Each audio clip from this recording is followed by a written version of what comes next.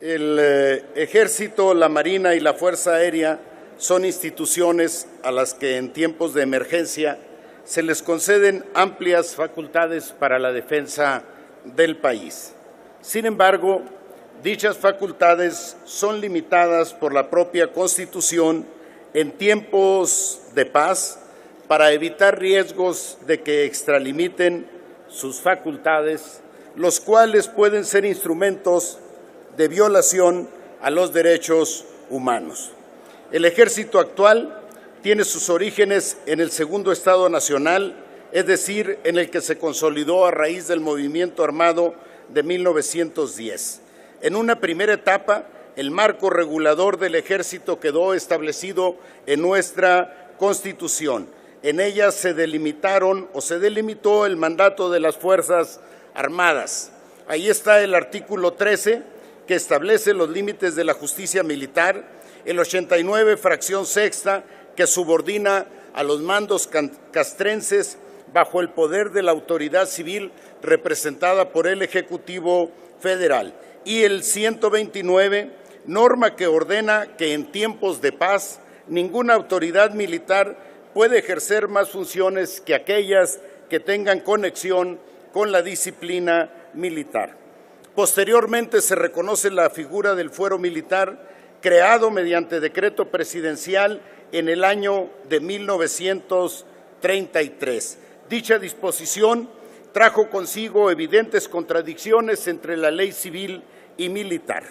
Se han cumplido ya más de 70 años que entró en vigor el Código de Justicia Militar, pero la contraposición entre los ordenamientos antes mencionados ha cobrado mayor relevancia hoy que nunca.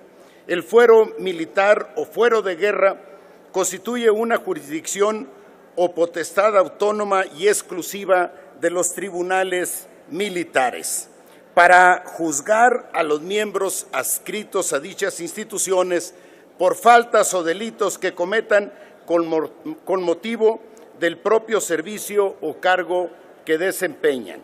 Durante las últimas 2 décadas, la situación de inseguridad y violencia en México se ha agravado exponencialmente. Hemos sido testigos de múltiples manifestaciones del dominio de la delincuencia organizada en un sinnúmero de contextos. Ante este panorama, las 2 administraciones pasadas y la presente han delegado en miembros del Ejército funciones policiales como parte de su estrategia para el combate al crimen organizado. Sin embargo, la presencia en las calles ha tenido impacto en la protección de los derechos humanos. Uno de los principales obstáculos que impiden poner a los responsables de violaciones a derechos humanos a disposición judicial es el hecho de que hasta ahora todos los casos en que hay militares implicados en servicio activo se han tratado dentro del sistema de justicia militar en vez de la vía civil. En 2011, la Suprema Corte de Justicia de la Nación inició una discusión en torno a la aplicación de la justicia militar en el país. La Corte estableció entonces la prohibición expresa de que bajo ninguna circunstancia la jurisdicción militar puede ser válida cuando se encuentran involucrados civiles a violaciones a los derechos humanos. Durante el mes de agosto de 2012, la Suprema Corte retomó la discusión sobre los alcances de la jurisdicción militar. Tras el análisis de 28 casos que se encontraban ante tribunales militares, ese poder sentó el precedente jurídico de que todos los casos de violaciones a derechos humanos cometidos por militares donde se encuentren involucrados civiles deberán ser competencia civil.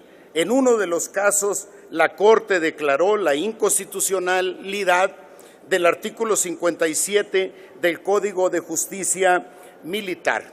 Y aún cuando no se ha sentado jurisprudencia sobre este tema, es por ello oportuno las modificaciones que se proponen en el dictamen a discusión.